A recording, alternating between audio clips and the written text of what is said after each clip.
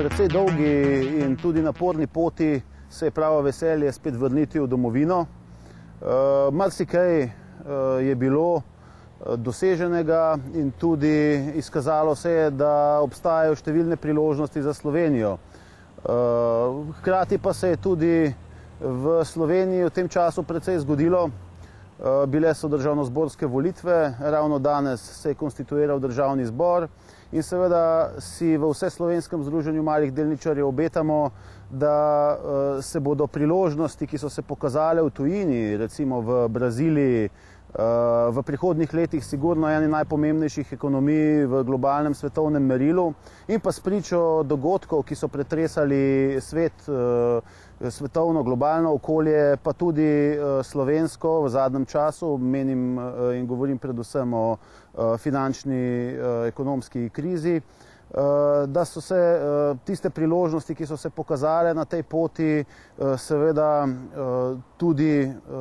razvile in spremenile v konkretne rezultate. V Vseslovenskem združenju malih delničarjev si zato ves čas prizadevamo in tudi ta mednarodna aktivnost je v to usmerjena, tako da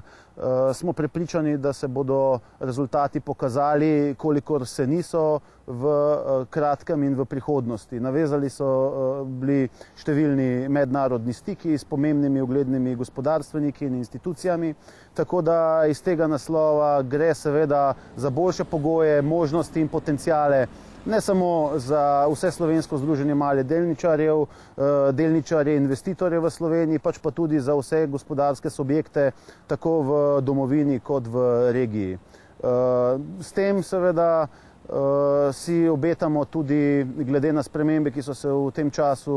zgodile v Sloveniji, nove priložnosti, nove vzpodbude za tiste aktivnosti, ki smo jih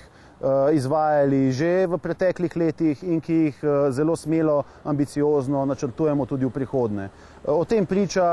naša tudi v zadnjem času precej intenzivna mednarodna aktivnost. Jasno in očitno je tudi spričo dogodkov v svetu in v globalnem okolju, da je seveda slovenska ekonomija v veliki meri